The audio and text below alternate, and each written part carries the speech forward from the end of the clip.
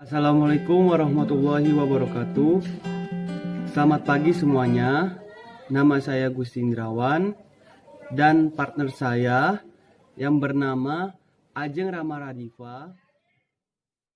Di sini saya Gusti Indrawan dan bersama rekan saya Ajeng Ramaradifa akan memaparkan video tentang manajemen kurikulum pendidikan inklusi.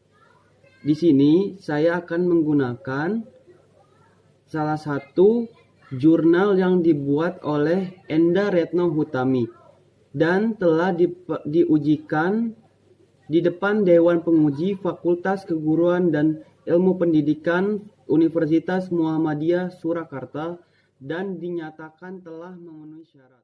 Kita tahu bahwa suatu keberhasilan lembaga pendidikan dapat ditentukan juga oleh manajemen lembaga tersebut.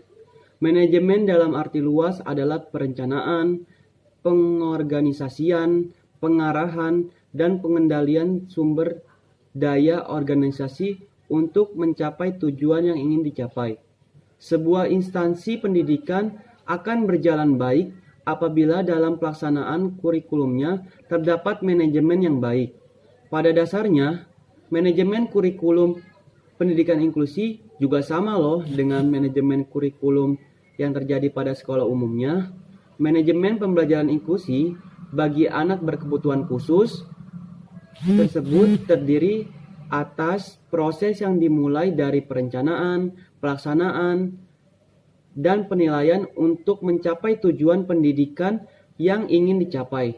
Dalam hal ini, tujuan yang ingin dicapai dalam manajemen pembelajaran inklusi bagi anak berkebutuhan khusus adalah terwujudnya pemerataan penyelenggaraan sistem pembelajaran yang layak dan berkualitas sesuai dengan kondisi, potensi, dan kebutuhan individu siswa agar terbentuk manusia sosial.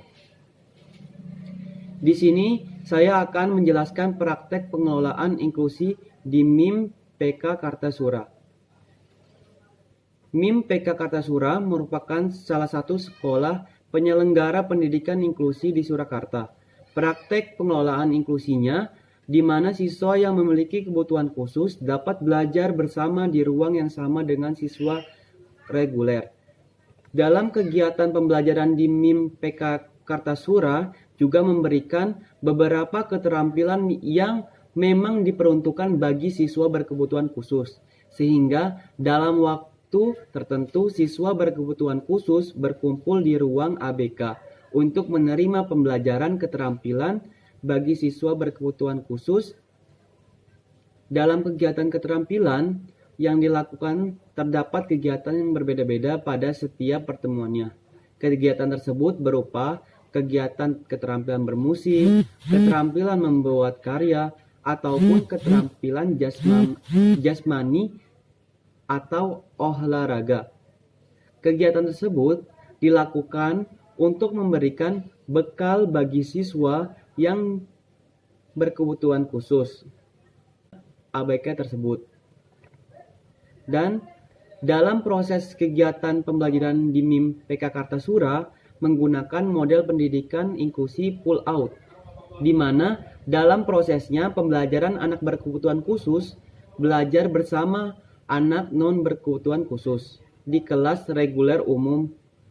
Namun dalam waktu-waktu tertentu ditarik dari kelas reguler ke ruang lain untuk belajar dengan guru pembimbing khusus.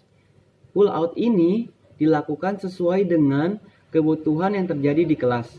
Jika suasana belajar tidak memungkinkan pembelajaran anak berkebutuhan khusus, guru pendamping khusus berhak untuk mengajak siswa tersebut belajar di ruang ABK. Namun, ada beberapa kendala-kendala yang terjadi ketika manajemen kurikulum pendidikan inklusi yang terjadi ketika diterapkan di sekolah MIM PK Kartasura, seperti yang disebutkan oleh koordinator guru pendamping khusus yang menyatakan ada beberapa kendala-kendala yang terjadi ketika pembelajaran berlangsung.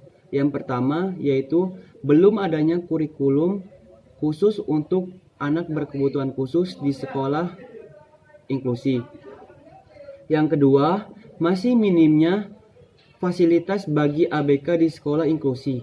Yang ketiga, tidak adanya pembinaan untuk guru pembimbing khusus dari dinas. Yang keempat, kurang adanya kerjasama yang relevan antara home therapy ataupun organisasi ABK lainnya. Selanjutnya, keberhasilan proses pembelajaran di sebuah lembaga pendidikan tidak terlepas dari kurikulum, karena kurikulum memiliki kedudukan yang sentral dalam proses pendidikan. Karena kurikulum menggerakkan segala bentuk aktivitas pendidikan guna mencapai tujuan pendidikan. Kurikulum memberikan rancangan pendidikan yang berfungsi sebagai pedoman dalam proses pendidikan. Pengelolaan kurikulum dalam penyelenggaraan pendidikan inklusi di MIM PK Kartasura terbagi dalam 3 proses. Yang pertama, perencanaan kurikulum yang digunakan dalam penyelenggaraan pendidikan inklusi di MIM PK Kartasura masih sama dengan kurikulum yang digunakan di siswa reguler. Dalam hal perencanaan kurikulum, proses yang terjadi dalam perumusan PPI oleh masing-masing GPK melalui pertimbangan oleh beberapa pihak yang terkait. Yang kedua, pelaksanaan kurikulum yang tertuang dalam program pembelajaran individu ini berbeda pada masing-masing anak. Tidak semua siswa berkebutuhan khusus memiliki alokasi waktu belajar dan pencapaian target yang berbeda dengan siswa reguler. Yang ketiga, pengendalian kurikulum untuk mengetahui apakah kurikulum telah berjalan sesuai dengan yang direncanakan perlu adanya monitoring dan evaluasi. MIM PK Kartasura melakukan monitoring melalui guru-guru mata pelajaran dan GPK melalui perkembangan pada masing-masing anak berkebutuhan khusus. Selanjutnya, pengelolaan tenaga kependidikan. Salah satu hal yang dilakukan guru sebelum melakukan pembelajaran adalah dengan membuat RPP, yaitu rancangan proses pembelajaran. Hal ini juga dilakukan oleh guru kelas atau guru yang sedang bertugas mengajar. RPP yang dibuat sama seperti RPP pada umumnya. Sedangkan untuk guru pendamping khusus memiliki kewajiban untuk membuat PPI, Program Pembelajaran Individual. PPI ini dibuat untuk satu siswa berkebutuhan khusus dalam kurun waktu 1 semester, dengan pertimbangan kemampuan dan karakteristik siswa. Fokus utama dalam pendidikan inklusi adalah untuk memenuhi pembelajaran individu dan kebutuhan perkembangan peserta didik.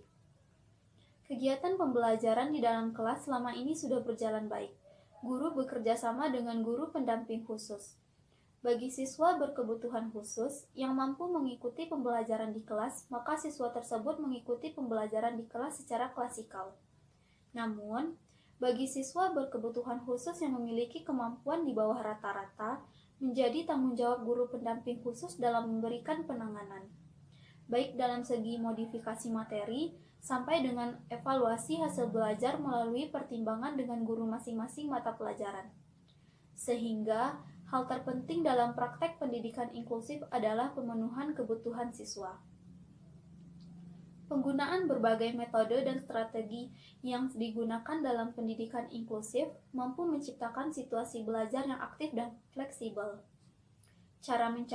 Cara menyampaikan materi guru kepada peserta didik juga akan menentukan keberhasilan proses pembelajaran. Dalam penyelenggaraan pendidikan inklusi, metode penyampaian yang digunakan juga sama dengan metode pada umumnya. Hanya saja, diperlukan pendekatan yang lebih pada tiap-tiap siswa berkebutuhan khusus yang disesuaikan dengan kebutuhan dan karakteristik siswa. Untuk mencapai tujuan mengajar yang telah ditentukan, diperlukannya bahan ajar. Bahan ajar tersusun atas sub-sub topik tertentu. Bahan ajar bagi siswa berkebutuhan khusus disesuaikan dengan kemampuan siswa tersebut. Di MIM PK Kartasura, bagi siswa berkebutuhan khusus yang memiliki kemampuan relatif normal menggunakan materi yang sama dengan siswa reguler. Sedangkan bagi siswa yang memiliki kemampuan di bawah rata-rata menggunakan materi ajar yang diturunkan tingkat kesulitannya, atau kadang ada beberapa materi yang dihilangkan. Guru dapat memodifikasi kurikulum sesuai dengan kemampuan dan karakteristik peserta didik.